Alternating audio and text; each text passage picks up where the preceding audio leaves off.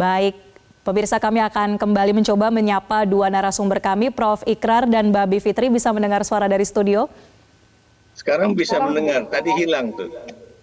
Oke, baik. Kalau begitu saya coba lanjutkan ke Prof. Ikrar ya. Prof, kalau kemudian dugaan penyalahgunaan kewenangan penguasa ini semakin menguat, menurut Anda bagaimana dampaknya pada legitimasi pemilu nanti, terutama terkait dengan hasilnya?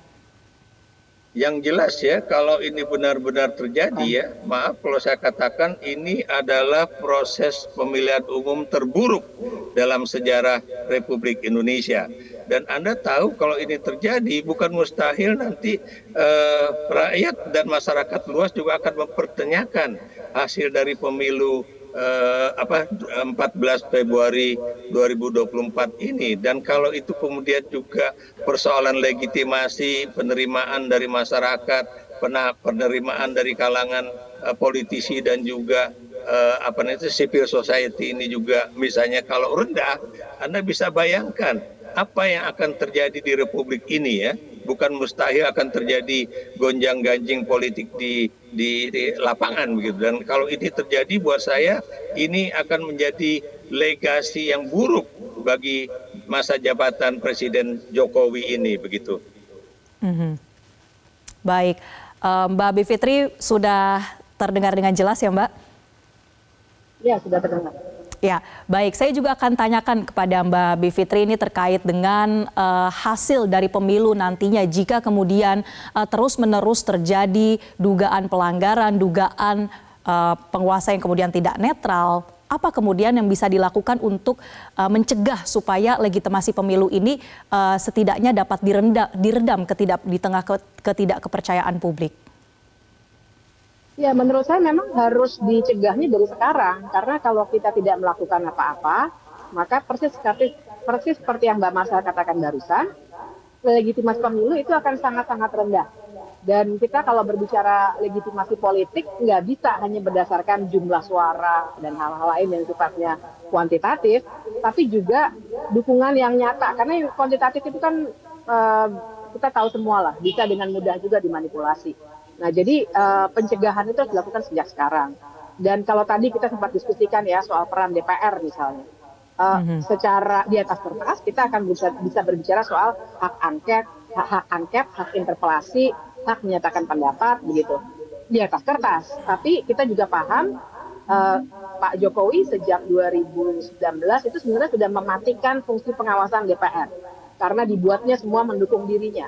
Sehingga dari 2019 sampai sekarang sebenarnya belum pernah ada pengawasan dari DPR yang sifatnya substantif, apalagi sekarang ini. Jadi kita patut sayangkan juga dalam konteks itu.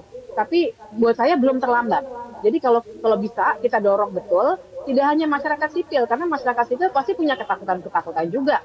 Orang hukumnya lagi digunakan sedemikian rupa kok, sampai-sampai banyak orang-orang yang bersuara keras itu bisa dipidana. Lebih baik aktor-aktor politik sendiri, kalau main hitung-hitungan, kan sebenarnya PDIP, ya kita bicara koalisi pendukung 01 dan 03 saja, sebenarnya itu sudah cukup banyak kalau bersama-sama mempertanyakan netralitas Pak Jokowi, paling tidak melalui forum formal yang namanya DPR. Kemudian kalaupun DPD bisa bertindak, bisa juga menyatakan sesuatu.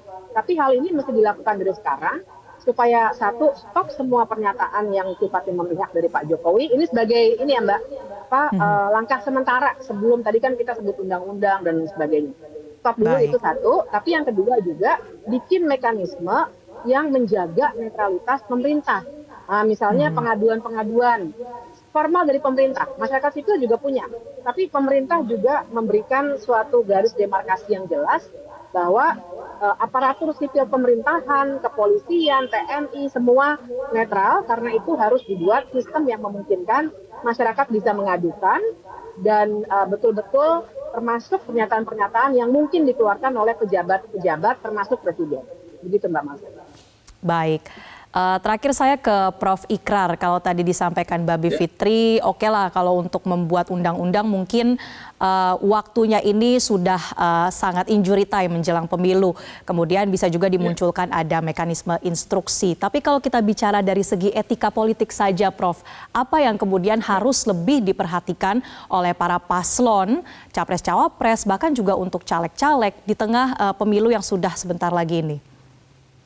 Ya, kalau kita bicara etika politik ya, kita tahu ya bahwa kalau kemarin Presiden mengatakan bahwa ini debat yang ketiga ini tidak mendidik ya, buat saya, apakah Presiden juga selama ini mendidik masyarakat, khususnya kalangan generasi muda ya, khususnya bagaimana anak-anaknya sekarang ini ya, kemudian bisa menjadi calon wakil presiden, bisa menjadi ketua umum sebuah partai politik ya, dan presiden sendiri menjadi aktor utama di iklan sebuah partai politik yang kebetulan anaknya menjadi ketua partai tersebut ya. Ini juga menjadi pertanyaan-pertanyaan kami rakyat biasa yang kemudian mempertanyakan apakah presiden selama ini memiliki etika dan moral politik dan juga melakukan pendidikan politik kepada generasi bangsa dan juga kepada kita semua.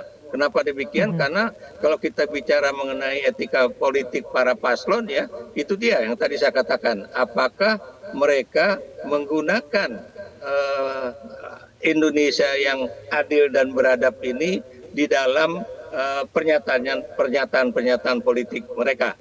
Apakah kalimat-kalimat, kata-kata yang mereka gunakan, baik itu di dalam perdebatan ataupun di dalam pertemuan di antara partai-partai pendukung mereka, mereka juga menggunakan kalimat-kalimat yang boleh dikatakan sangat santun dan kemudian sesuai dengan peradaban bangsa Indonesia begitu.